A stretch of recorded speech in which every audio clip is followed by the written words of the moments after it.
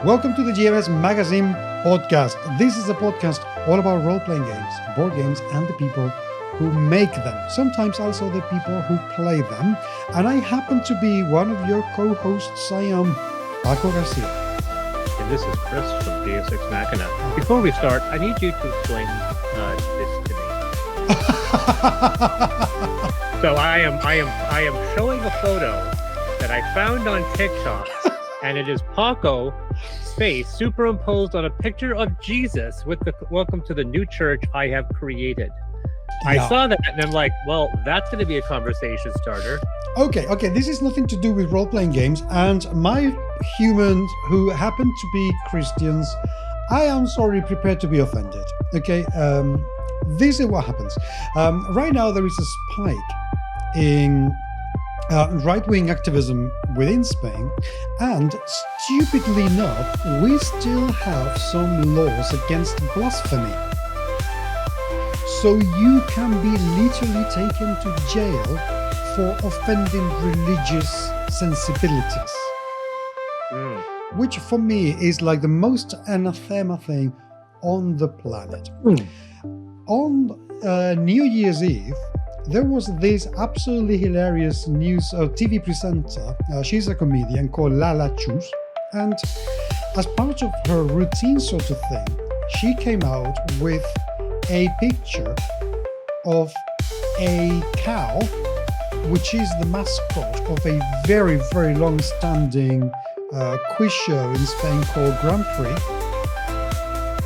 in the shape of this Jesus Christ effigy. It's a very famous painting of Jesus with his hand on his chest and the other hand doing some sort of very gay sign.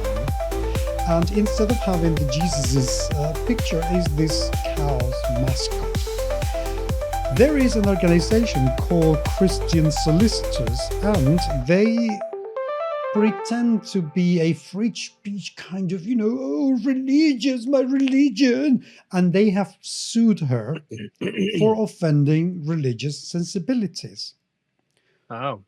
They're taking her to court for that. It's going to get absolutely nowhere because it's completely pathetic. And it's not the first time they do things like that. So I thought, you know what? Fuck this shit. Okay, no.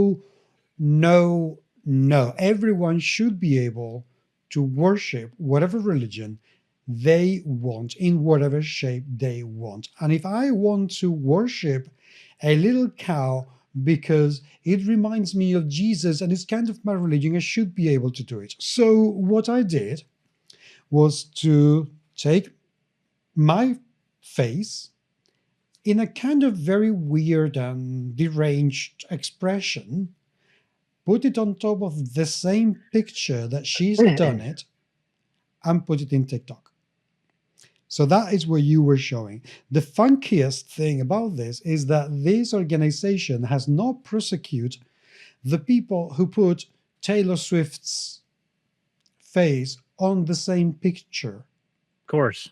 Or Bad Bunny, or Donald Trump, or any football player they've done it, or any other singer, or any other Spanish politician, or even Milei from Argentina, who is the most ridiculous. He's like the other half of Donald Trump.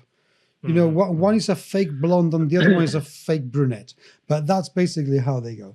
And they've persecuted no one else. But this woman dares making that joke and they persecute, well, they can come and persecute me too. Thank you very much. I would love that. Wow. All right. So that's it. Nothing to do with gaming. Christian friends, if I have offended you,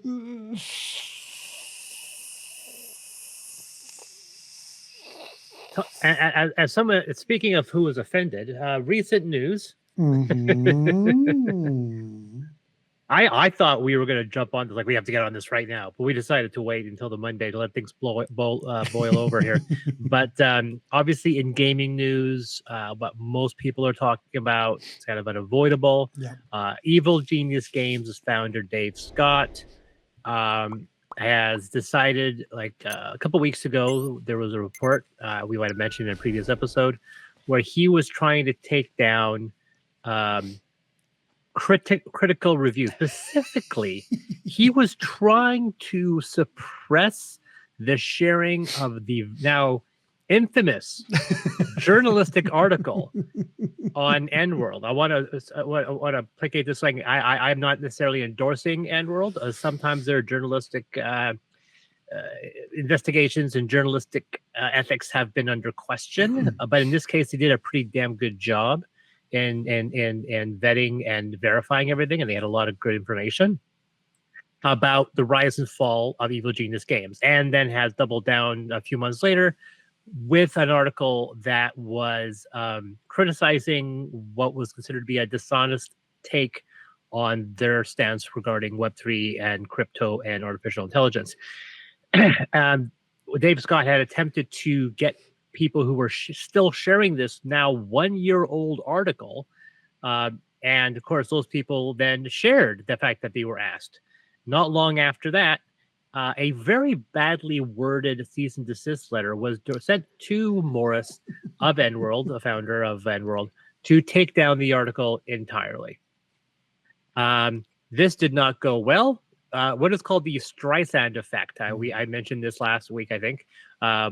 No, I don't know if I mentioned it. I mentioned it to someone. I had to explain it to them. The fact that Streisand, she wanted her name taken off the article.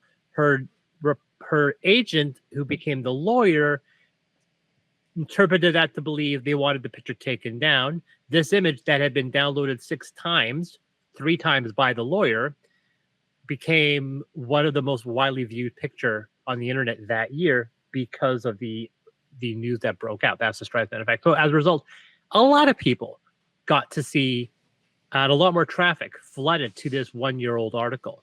When Dave Scott attempted to try to defend his actions in the N-World forum, Morris cited the rules and regulations that you sign up when you join N-World, and one of the caveats is that you are not allowed to have an account if you are in any legal battle with N-World. And cease and desist is absolutely a legal issue, so he was promptly kicked off and banned from N-World. And I was fighting the urge to post on my Facebook wall. Unlike other game publishers, I was not banned from N-World today. And I had to fight tooth and nail to not say that because I thought it would be very petty. I've had conversations with some of the people that were part of that article. They have decided to keep silent, even though they have they could easily say things. And they have made a couple comments, but they haven't made a lot of public comments because, A, it would just be reiterating everything. Everyone could just go to that article and read it. If you're hearing something from them, they're probably just often saying, head to that article. And like I said, not long after, the same day, in fact, he went to Reddit, Dave Scott, to post an AMA. He actually had technically 2 AMAs, which was the confusing part. He has one AMA in the RPG group and then another AMA in the AMA official group. And he was posting. So if people were saying, I don't see any posts, I don't know where this is. And I was following the story, but I was preventing myself from posting. And he said some things when he was trying to defend. A couple of the high points I want to mention. He mentioned at one point that he took the Web3 and the Tech Bro money because they felt passionate about the support, and he was under no obligation to kind of, he took their money without any obligation to do anything that they wanted or suggested. Yeah. And it was implied that he basically took their money dishonestly because he had no plans on ever supporting them back. Whether that's true or not, there's no way to know. And follow through stating that he has no ill will and has never had anything negative to say about the people that spoke against him, which we know is not true. Oh my fucking God. He has said some disparaging things regarding people who are our friends. So he has been kind of caught. That being said, I think there was a lot of assumptions people made. in the End World post, a lot of people were talking about that fact that he was claiming he was trying to defend not just his company, but his own personal safety, as he had fielded numerous personal attacks, many which are racially motivated. This was probably the time where a lot of people discovered after they posted, trying to refute that claim that Dave Scott is black. I find it very interesting that a lot of people assume when you see a name that he's just a regular white heterosexual male. Like, it is true. It is true. People make assumptions. Yes. And I had this conversation years ago where one of the creators that I admire probably the most in the gaming sphere when I was growing up was Mike Pondsmith from Martell Zorian. Mike Pondsmith is also a black man with the most heavenly voice you could ever listen to, and I don't know why he doesn't do more videos.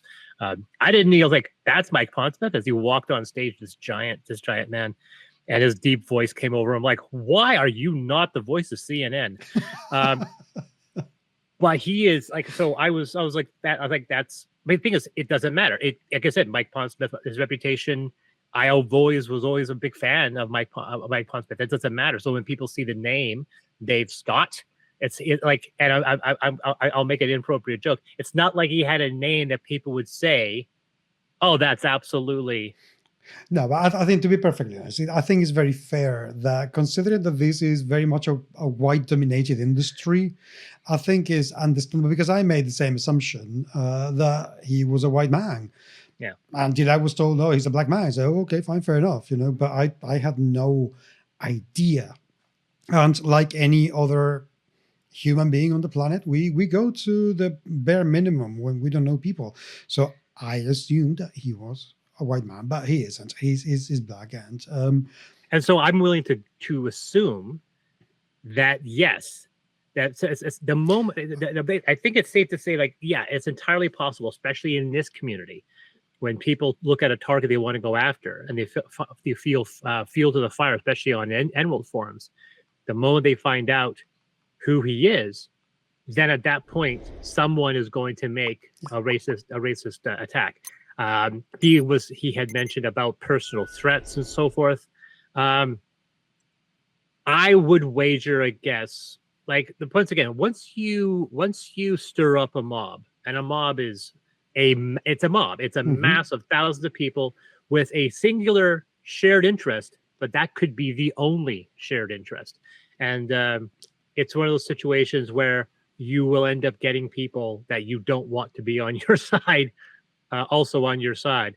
And so I think, especially when you deal with that market, you're going to get some volatile people as part of that mob. And sometimes you got to tell those people, oh, no, you need to shut up, because you're making us all look bad. Well, I have an awful lot of things to say about this situation, because I did have a conversation with Dave face to face, which he approached me for. But mind you, he never asked for the content that we have on him to be taken out.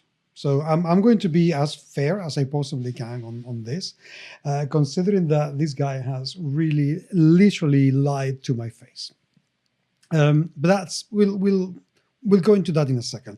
The sequence of events is Dave sent me an email saying, hey guys, I want to talk to you because I think that the image that you're portraying in the video that you recorded or you published in February 2024 paints a very bad picture on Evil Genius Games. It's not fair. And why didn't you ask me? And I was like, why will I ask you? We weren't really doing any investigation work. We were literally reporting on the fact that somebody else published. Yeah, we were basically just relating someone else's article. Correct. So we weren't really claiming anything by ourselves. We were just relaying some information. So, and the thing is, and I was very honest with him. I decided, why am I going to, sugarcoat anything? And I said to him that I didn't even think about it because he was involved in crypto. And as far as I'm concerned, anybody who's involved in crypto is not a friend of mine. That's it. I'm not interested in people who take crypto money. But I also said to him, fine, let's do this. And if a podcast episode comes out of this, then great, I will publish it. And if it doesn't, then no harm done. But at least he will get the chance to put his side to me. So we got together, and we had a chat.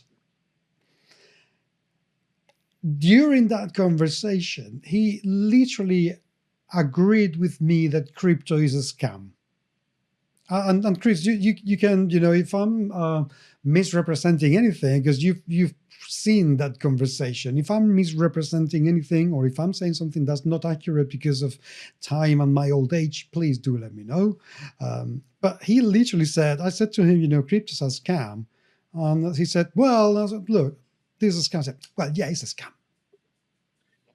It's like when Elon Musk went on the Saturday Night Live, and he was on the Weekend Update, and the host of Weekend Update basically got Elon Musk to admit that the recent crypto was a scam, and he said yes.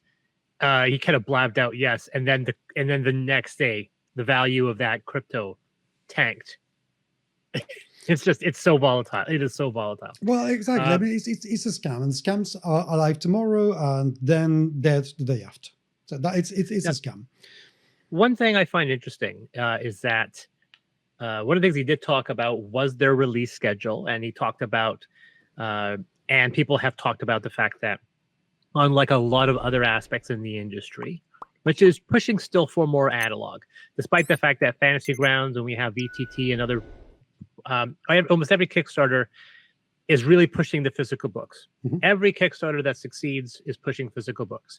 And that's always been the thing. Even the large companies push physical books. And I find it fascinating that Everyday Heroes, this company that supposedly takes tech bro money and then doesn't do anything with it, has an app.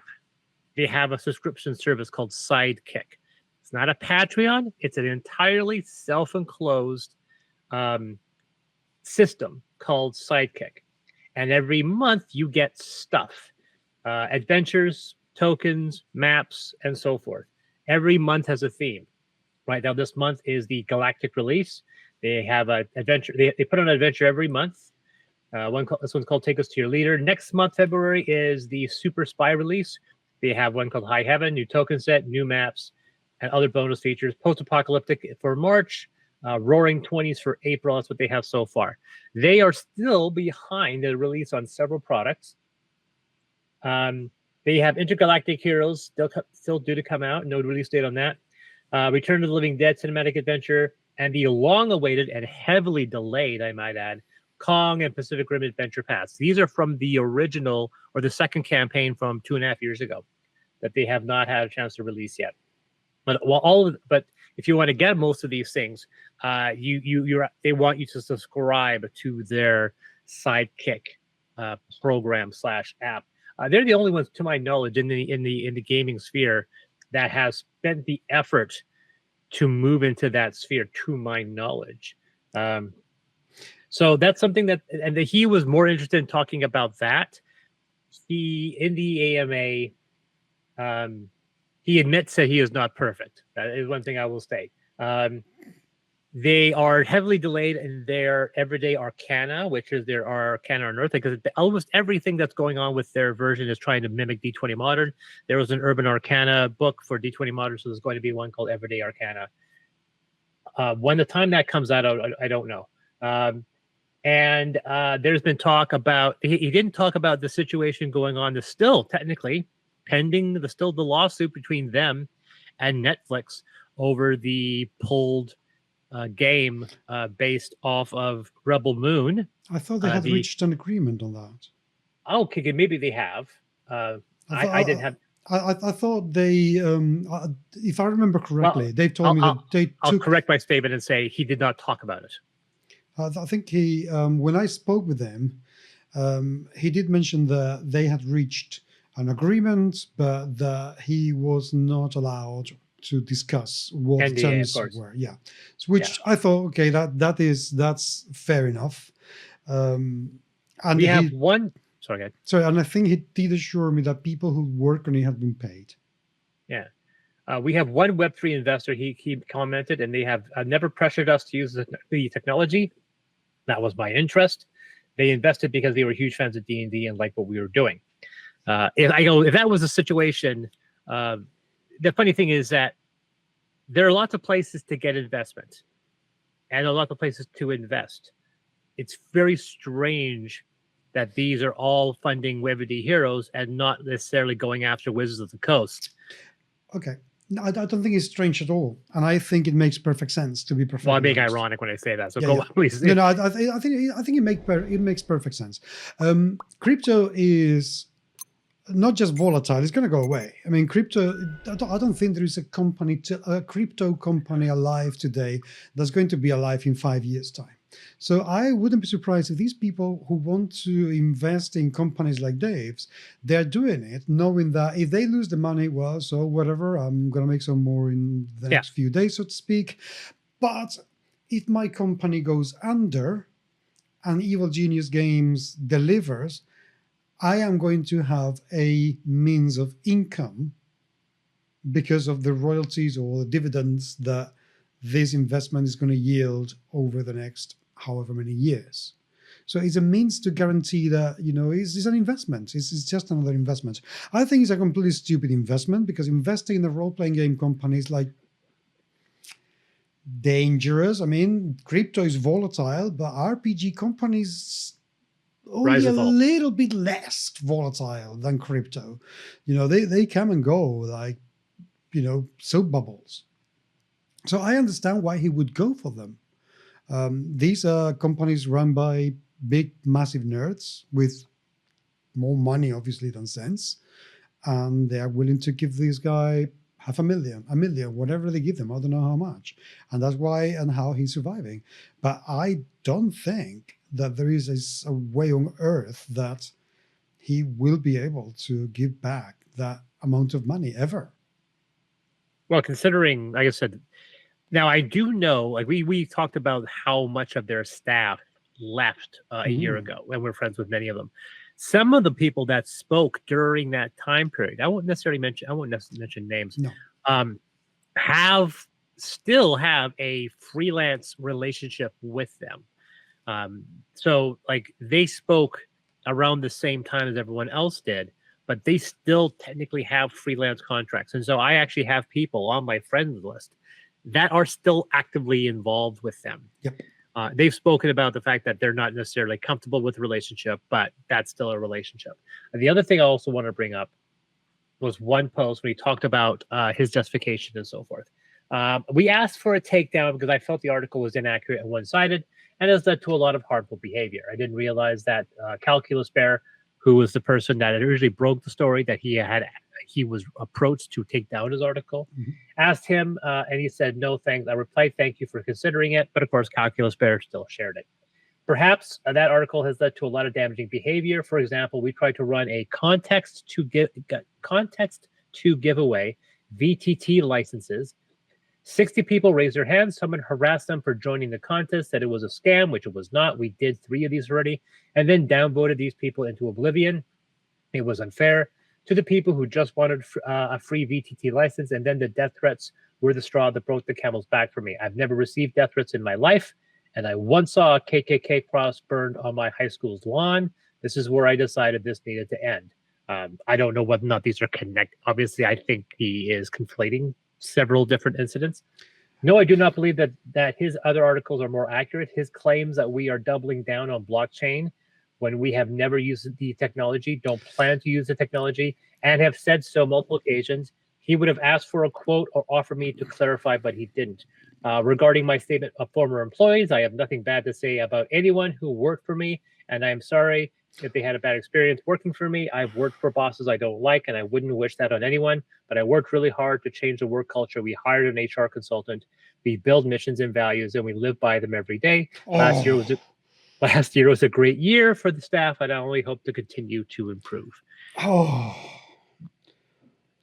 Look, as I said to him at the time, it doesn't matter if you're not going to use the technology. you are still benefiting from it, and you're still meant to be giving back because of the return on the investment, what you have been giving, and then some. So it doesn't matter if you don't proactively use that technology, you are still benefiting from it. And no, that is not right either. That's like saying, oh, I am not the one selling the fentanyl to these people. I'm just taking the drug dealers' money, so I'm not doing anything wrong. And yeah, I know that comparing crypto to fentanyl might be a little bit off the marking here, but it is basically the same with different scales of social, shitting. So no, it's not fucking right. It's not right. And the fact that during our conversation, he told me that he was going to try and find different means of investing that would not come from crypto, and look into the other 7 investors he had and look whether they were into crypto or not, because allegedly he wasn't sure and didn't know. And it's like, you have to be kidding me, Dave. But okay, I said, I like what I'm hearing. You're prepared to make amends. You're prepared to take a more responsible look into this and find other ways.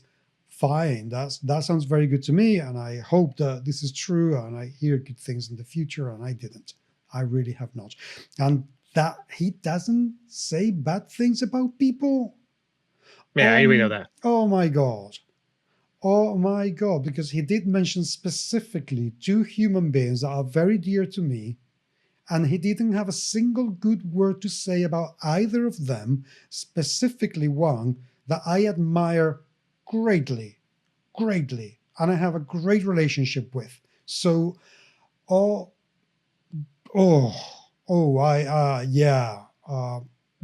Dave, fuck you. If you're hearing this, and I hope you fucking are. Asshole. On a brighter note, World Tree, which has nothing to do with what we're talking about, is probably going to hit Kickstarter. I've been told, little Tweety Bird, probably in October. So we still have quite a ways before we see more information on that front. That's why the such way, man. How do you do that? Yes, I don't know. There's nothing. One of the other things I found was hilarious. Two more points. A, the forum thread on Enworld was popular with a lot of people analyzing the validity of the cease and desist, how badly it was written, who actually wrote it, and them tracking and doing some investigation, and then finding ways to correct what the actual procedure would be. Well, I wouldn't be surprised if an AI had actually written that cease and desist letter. So, hi, ChatGPT, write a cease and desist letter for these people who've done this to me. Yeah, the hilarious thing was after about 2 or 3 pages of that, Morris finally posted, hey, could we stop giving people advice on how best to sue me? The other thing on the forum, which I had to, I know I just couldn't resist. I posted it on my Facebook, posted it on my wall, and I just said, for those people who are curious, no reason whatsoever, my Ultramodern 5 campaign game, which has been out since 2016 and is a Mithril badge seller, is currently for sale on drivethrurpg. I don't, just for those people who are curious, I don't know. I think the reason, considering how impulsive Dave is, I'm surprised that I haven't, just because even though I haven't defamed, I haven't really pushing, I'm just slightly stirring the pot, just a little bit. I know that there are a few times where I'm like, okay, I have to step away. I can't post anything. I was fighting the urge to not post anything to poke the bear. I usually post it to our mutual friends, or I'm like, he goes like, can I say this? And I'm like, no, I can't say this. It's not right. But it's humorous. I think that there's at least a part in that knows that he can't make any personal attacks against another company. Otherwise, that's going to look bad on him. But I find it fascinating. And somebody was talking about, someone had made a post in relation to what I was saying about the fact that people know who Everyday Heroes is. And I made a comment which got liked by a lot of people. I'm going to see if I can find it. And where I said, this was Teddy. I was poking the bear a little bit, but I honestly think that we do rather well, considering that my company is 2 people in a basement relying on grassroots promotion, and we don't have tech bro money backing a dump truck to promote their products. And I said, egg and dem are not the same. And it's true, we're not the same. Like, no. we don't, like, and so forth. And then somebody made a really funny joke and said, well, obviously, egg is a delicious animal byproduct that is the core ingredient in numerous foods. And them are those guys over there in Jersey. And I did not know what the hell he was saying until I realized he was playing a pun.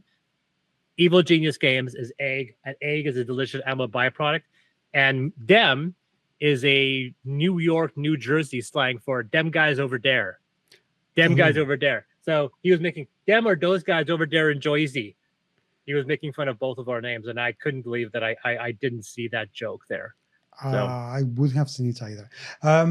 You know, one thing I reckon that has saved Dave's ass thus far, there's one thing, well, there's several things that he's very, very good at. I have to give him that. But one thing that he's very, very good at is surrounding himself with very professional, very hard-working, very talented people who have managed to keep the company afloat, keep producing. Because, you know, I know at least 3 people working or who've worked for him. 2, you already know who they are. I will not mention names. And the 3rd one is another author that I know off Facebook, and he's a sweet, sweet guy, and for some reason still working with him. Yeah. And he's incredibly professional, very nice, and somebody I hope one day I will be able to give him a big, big, massive hug. Dave's been very lucky to get together with people who will not talk out of sheer ethics. Because if they came out and spoke publicly about the things that we know with payment and treatment and company behavior and so on and so forth, he wouldn't last another 2 seconds. Yeah. Simple as that. He would not last another 2 seconds. Having said that, and having made very, very clear that I have zero sympathy for Dave, because I have zero sympathy for people who lie to my face and try to use me presenting a very charming, charismatic side to try and win me over, just to then go back and doing exactly the opposite. No racial attack is ever justified. Yeah. Ever. There are plenty of things that you can say about Dave without having to resort to such a low, cheap tactic. It's unworthy of people into role-playing games. We should be better than that. We should know way, way better than that. So if you're one of those people who has, out of anger or frustration, said anything disparaging, racially speaking, about and to Dave, you should go and apologize. Seriously, you should go. Yeah, you're like, if you're going to criticize someone on their points and their ethics. Ad hominem devalues everybody. It creates a very negative situation. And the thing is, wait a second. I'm okay with ad hominem at points. I just call Dave an asshole. You got a point. Like I said, there's certain points where ad hominems make sense. We can make ad hominem attacks about Nazis until we're blue in the face. That's that's not the point. We are not comparing Dave with Nazis. Okay, let's make that very clear. But you know, I am angry enough. I am frustrated enough, and I think rightly so, that I feel entitled to call him an asshole because I think he behaved like one. But I will never, under any circumstance, not with Dave, nor with anyone else, ever bring ethnicity or culture into it. because it's not right, it has no place, and it's not necessary. There are plenty of reasons and plenty of things that you can bring up to do and say about Dave that will put him in his place. But don't be racist. Is unnecessary. Now, in a strange tangent, Mm-hmm. I got approached to write a story, not an article, an actual fictional story. Okay. I was approached by someone. And at first, I mean, I'm thinking, okay, all I need is your credit card number. But this person continued to offer more information, and they're going to send out a contract with money down and then half down and half later. So I'm like, this appears legitimate. And it's a woman of color out of Vancouver who is looking for fictional material for a compilation or for some project that I'm still researching on that deals with Indigenous issues with the Indigenous populations of Canada.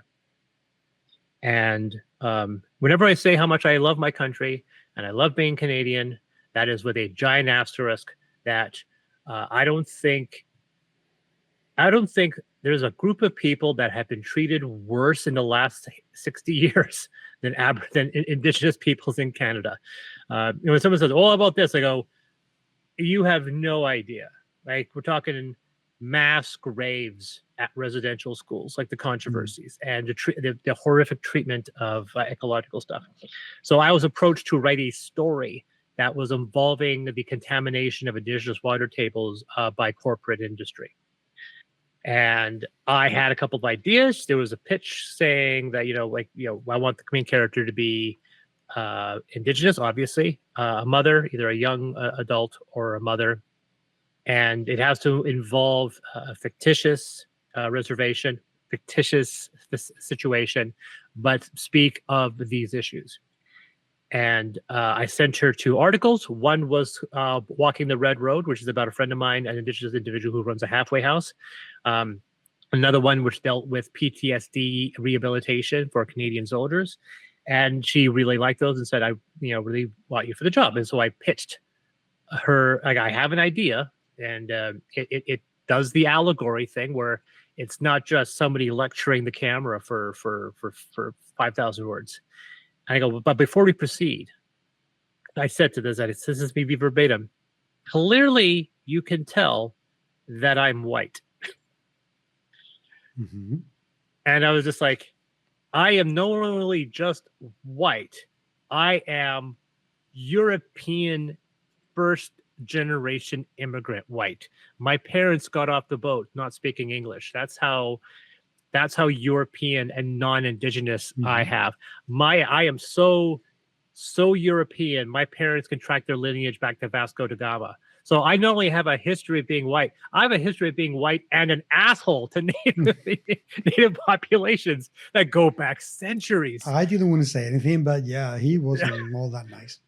It's like, hey, at least I'm no Bartholomew Diaz, but still, yes, it's one of those situations. But I said, I want to make sure that you are aware of that. I have been tied to projects that had an Indigenous storyline, and I had to be teamed up with, and I had no problem with it. I invited it to team myself up with an Indigenous writer to make sure. And I'd like to make sure you're aware of and be aware that you have sensitivity readers, somebody that's going to look over my work, and you're not just going to take what I write on face value. So I had that conversation this week. So, and so far, I'm still tied to the project. That sounds very good, man. It is very good. I'm very interested in dealing with it. My allegorical approach would be involving cuisine, because obviously the only thing I'm almost as big a fan of sci-fi and fantasy is food. And so I decided to make my main character the head chef of a prestigious Michelin star restaurant in Canada. So I get the female empowerment. Not only that, she applies her heritage to her cuisine. And it's actually inspired by 2 real locations. One's the Inkameep restaurant, which is a native restaurant that's in the center of a beautiful winery in Osoyoos. And their menu is all inspired by Indigenous and local cuisine. And then this wonderful, one of the best food trucks in my home city is actually on a reservation. You got to drive about 20 minutes to get to this food truck, but they have the best burgers in town. And they're really close to a pulp mill. So I thought, okay, I think I can mesh these two ideas together. So that's what I'm working on. But it's, talking about trying to be like responsible as someone in my position, going, okay, I'm going to write this story. You've seen my face. You saw me on Facebook. Like this is not a filter. So, okay, I don't really have an awful lot else to say. I just want to mention something, and I want to get your opinion on this. The company, the publisher in Spain, that's just managed to crowdfund the publishing of the Fallout RPG to the tune of 50,000 euros. Yes, which I think is you mentioned this. A lot of money for Spanish crowdfunding. Okay, has announced today that 2025 is likely to be the last year of their existence. They've been going for 8 years. Not all of them have been good. In fact, 2 or 3 have been really bad because they were found out to be pretty badly abusing some of their collaborators. So, for example, they were paying about a cent a word to translators, when the market average is 5 cents a word. Yeah, I was going to say that. Usually it's closer to 5. Yeah. And they were paying in books to their community manager. So it was if you run our Facebook, our social network accounts, we'll give you all the book we publish. Kind of thing. And I need to cough, so excuse me just 1 second.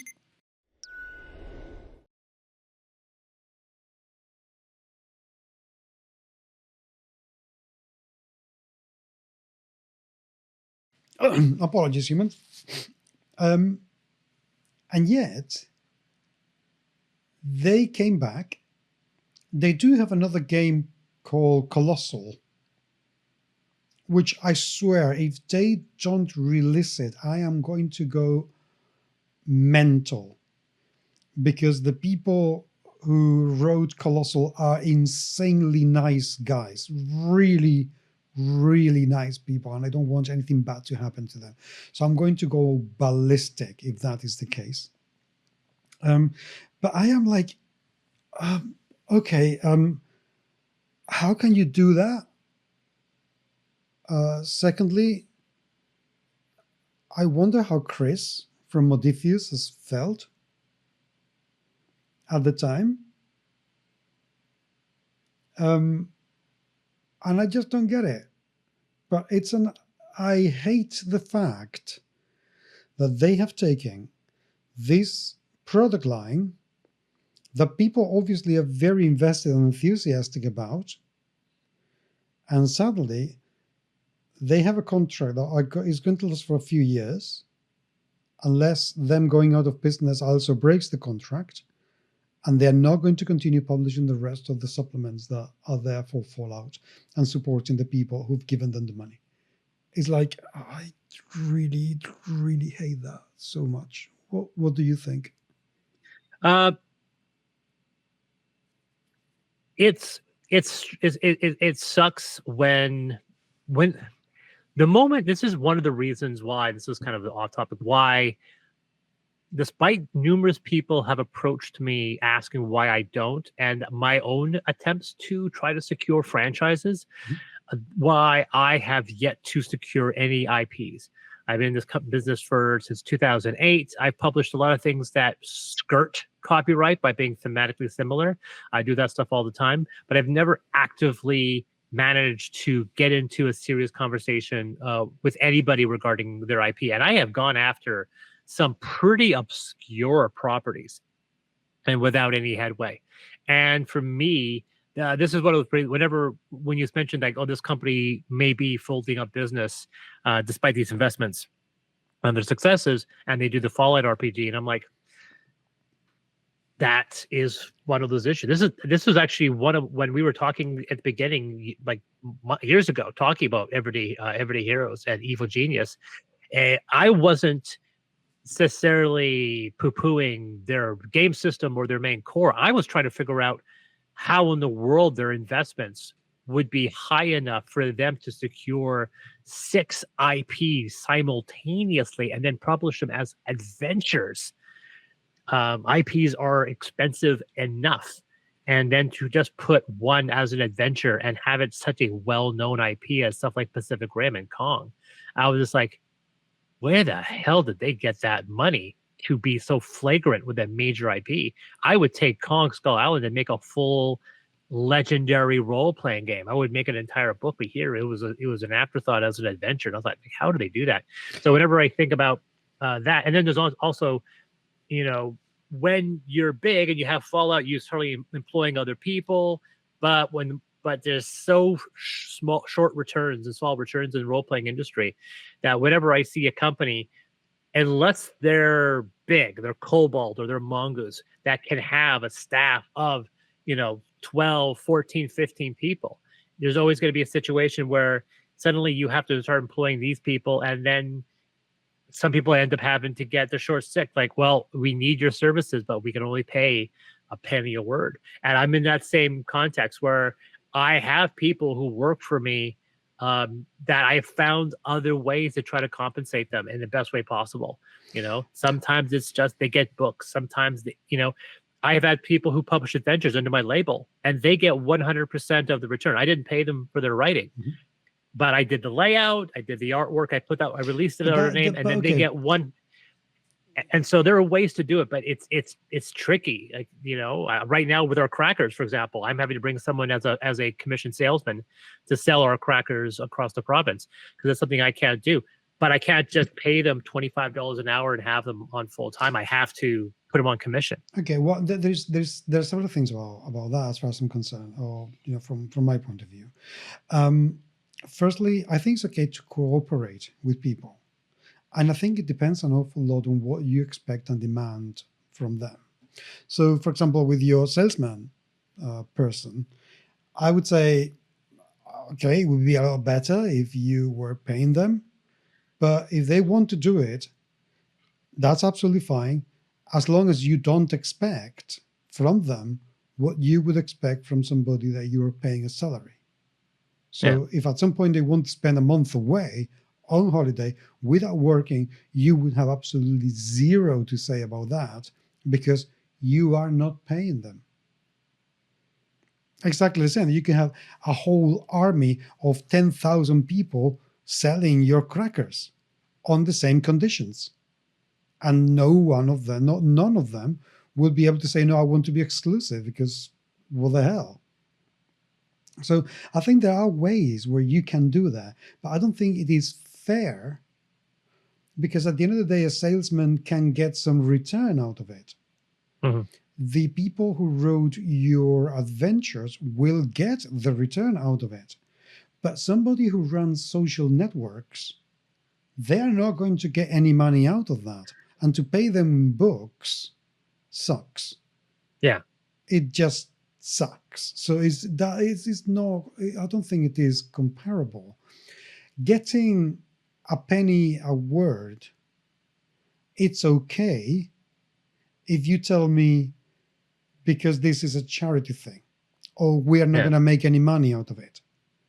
But if you pay a penny a word, you make 30 or 40,000 euros in a crowdfunding, and you don't tell people, hey, here is the rest of the money, I think that is dishonest. Yeah. So, and that is what happens. That's why I'm not sympathetic about that, about this guy, because it's just not, it's not ethical. I just don't feel it is ethical. But he has a lot of very good franchises. I'm trying to take a look at their website, but the website is down in maintenance mode. Maintenance. And I think one of those situations when people ask about, securing IPs, I would say, and this is something where I'm a little bit limited, that in my kind of awareness, but I think the only really truly successful RPG company in the last few years. And so, I mean, new company, like companies that are really new, like probably Free League, because they've got Blade Runner, they have Alien, they have Electric State, Tales from the Loop, and a whole bunch of others. And they have so far, they seem to be doing well. I mean, they're obviously, they've got a lot of oomph, they got a lot of chutzpah, they got some budget, they make some money, they produce a lot of good products. And they're one of the few in the last few years, although there's a lot of companies that come out, and a lot of companies come out that are successful. But most of them and us, we generally are not doing IPs. We're doing original settings. Even though we make money, the staff is pretty small. So there's a lot of these companies that have just happened to kind of float, because when companies blow up in the scene, they come out with all this stuff. They have a tendency of being like a red supergiant. Eventually, that gravity pulls them back in, and they collapse. And that's kind of what we're seeing right now with EGG. They blew up, and then that gravity pulls them back in, and they collapse. Well, the thing is, with EGG, they're only collapsing because of bad practices. Because some of the franchises I don't understand. Okay, Rambo, what the hell? Rambo is one of the most rancid, absolutely ridiculous characters from the 80s.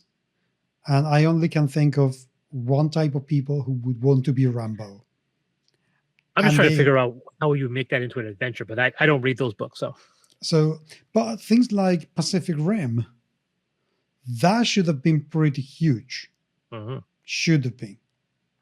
But now it's going to get nowhere at all.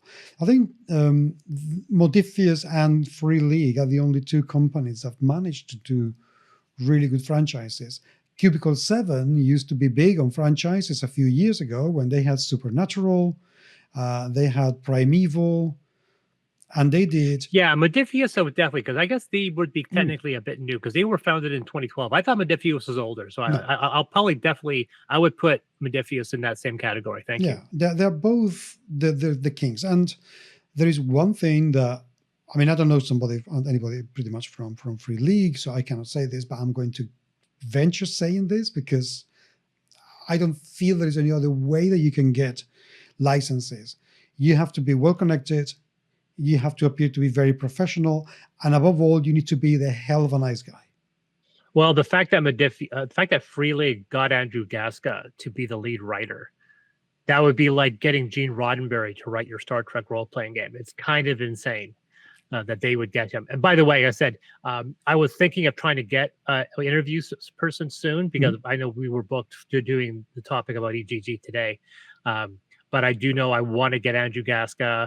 I would like to get Chris from Modiphius, and then getting Jamie back on to talk about FinSpan. Yes. So we'll have to follow that up and get some guests back on the show. Yes, please, sooner the better. So yeah, I just wanted to mention that thing about this guy in Spain that's folding just after a massive success. And by the way, I would also like to add out that it's very different to get a license than to get an IP. Licensing a game is fairly easy. Okay, going to a publisher and saying, and I know this because I have done it in the past, and I am a licensing agent for Meeple on Board Vanguard, and I'm doing this and just pitching games and saying, hey, these games are cool, would you like to publish it? It's a fairly easy thing to do. People are, coming to us and say, hey, do you have this game? I want it. Yeah, sure. Yeah. This is, give me a 10% of whatever you make, and that's it. Done. Easy. It is very easy. But when something like this happens, it's disappointing. And I'm really sorry for Chris Modiphius, because he could have given perhaps that license to somebody else who would make better use of it. But now we'll never know. Mm-hmm. So anyway, I have nothing else, and we've been going on for 44 minutes exactly. 44 minutes? Okay. 54. 54. Okay. So I thought like 35. Really? How did we start so late? We've been going for nearly an hour. So I have one more thing to add, because it's been sitting on mine. This is something to remind people once again about D&D and the history of its questionable subject matter. Mm-hmm. Here is the entry of the Drow in the 1977 Monster Manual. The Black Elves are only legend. They preparedly dwell deep beneath the surface in a strange subterranean realm. The drow are said to be as dark as fairies, are bright, and as evil as the latter are good. Tales picture them as weak fighters but strong magic users. So literally referencing them as the Black Elves. Did you ever see the cover for? I'm trying to remember here.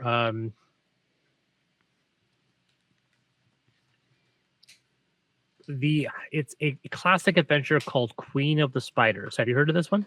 I think so. This is the one with the drow, and there is a drider on the cover.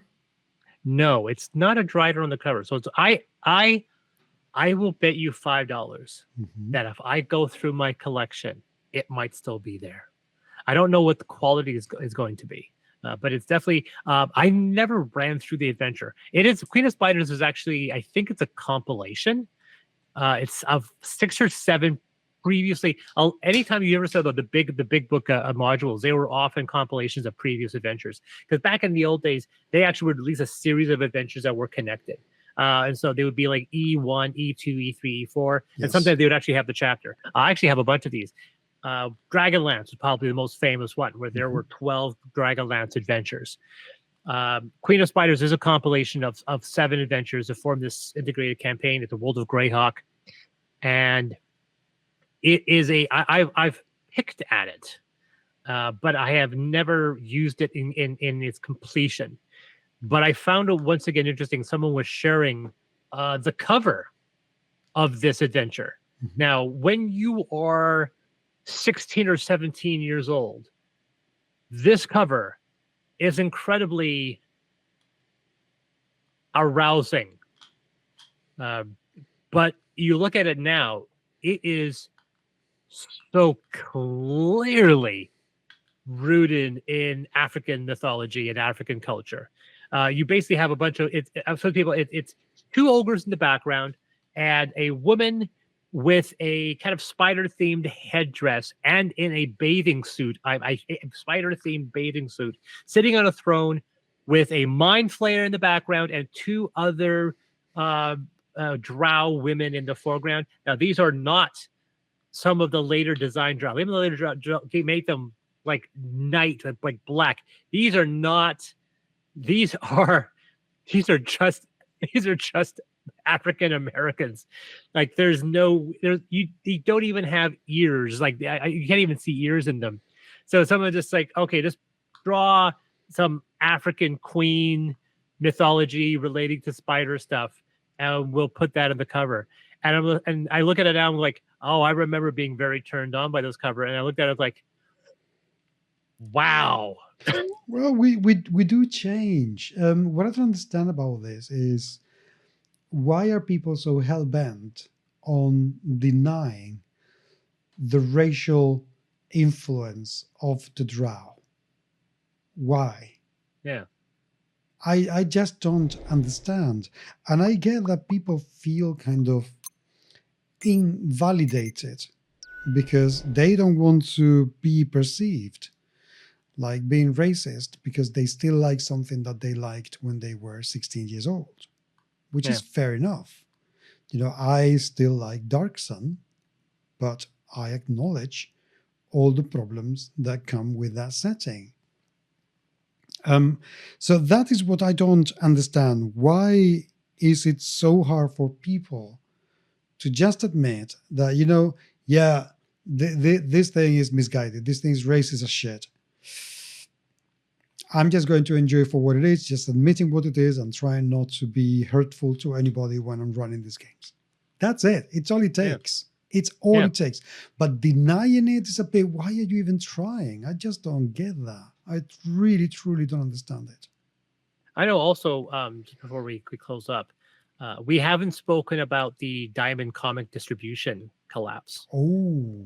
Like we haven't mentioned that yet. It's been going on for 2 weeks. It got updated recently. So yeah, for people who don't know, I think if you're in this industry, you do know that like one of the largest distribution networks, Diamond Comic Distributions, they made the official but necessary decision to file for Chapter 11 bankruptcy. They are in debt, although the initial report didn't state it. We found out later they are in debt to about $31 million. Which is a lot of money.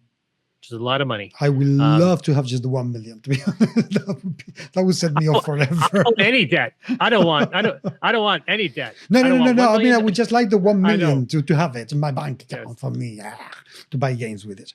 That would be yes. That's So a good question. How many games would $1 million buy? All of them. Or basically, you can either buy every really popular. You can easily buy the top 100 games on Board Game Geek, or one pledge of Kingdom Death Monster. Boom. That was a very expensive. That was one of the first Kickstarters. That was a huge, it was a blow up. Yeah, right? It made about 4 million, didn't it? I think it made 12. It was the number one most raised Kickstarter in history, I think, until it got beat out by Gloomhaven.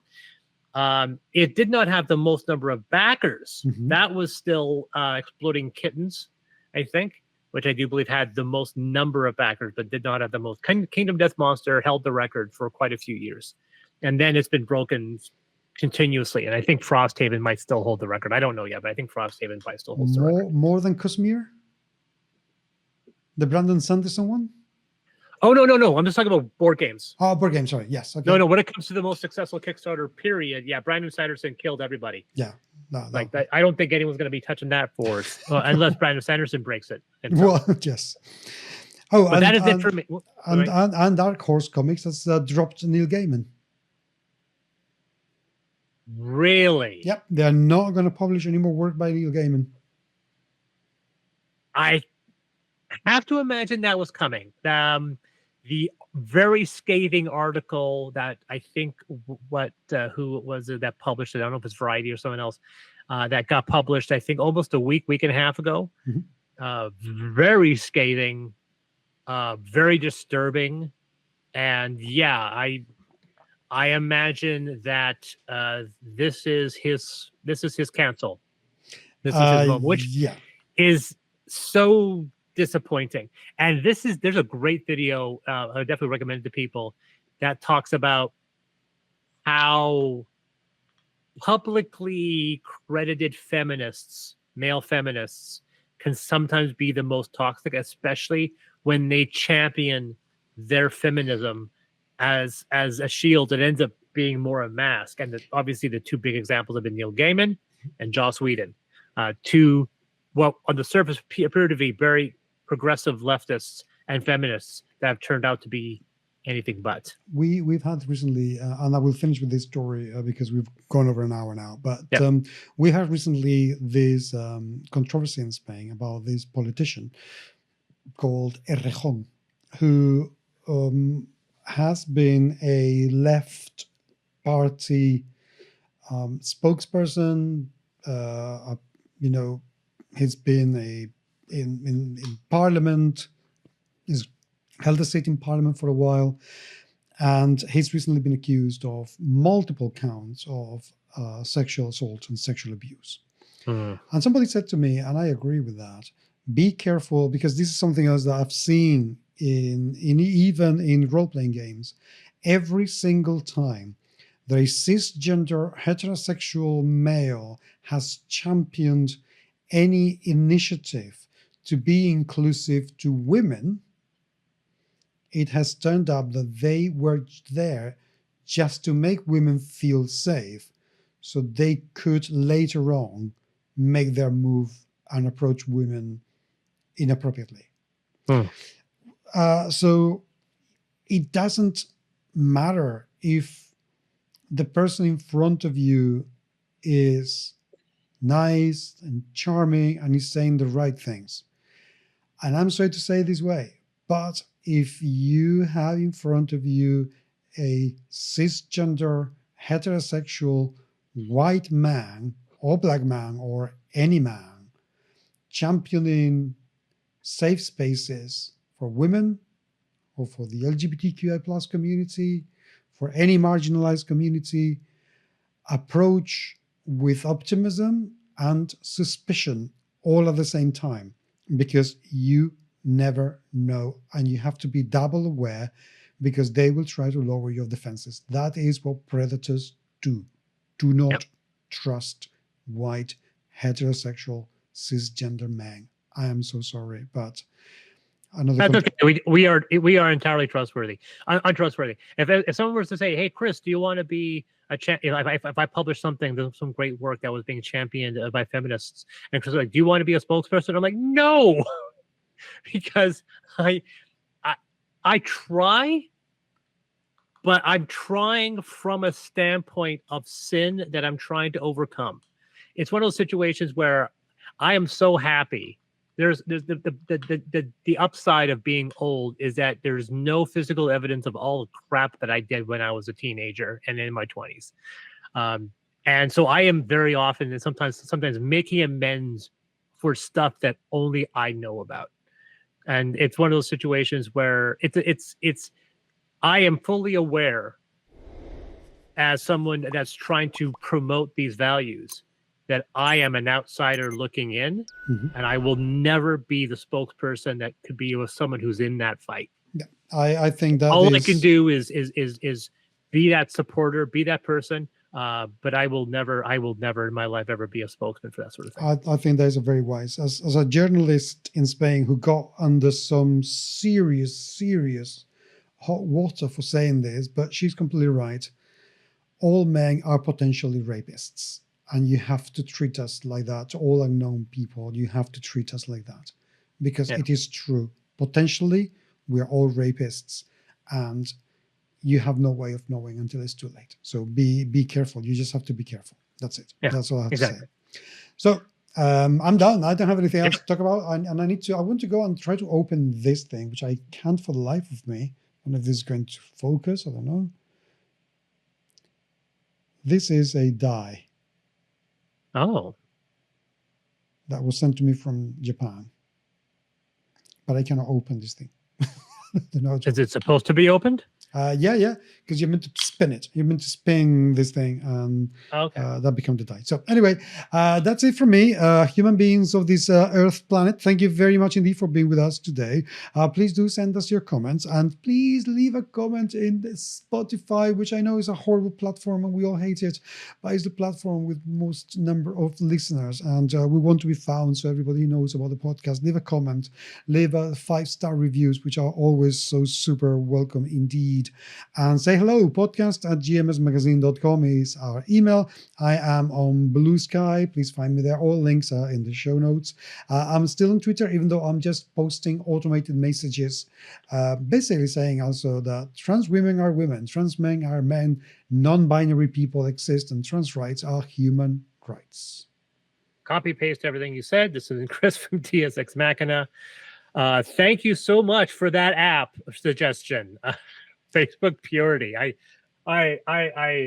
don't know where it was, but I am so happy it exists. Yeah. I almost want to go to my friend and say, "Hey man, I figured it out." Facebook Purity, because he quit Facebook. I'm like, you can come back now. Facebook Purity. Anyway, yes. Hopefully we'll have an interview for next week. I will start making phone calls and we'll figure something out. That'd be great. Thank you very much, my friends, and we will talk to you all very, very soon. Take care. Do you have a personal preference between Andrew, Chris, or Jamie? Yes, which one you would? I do, but let me stop recording so people will be left guessing. All right.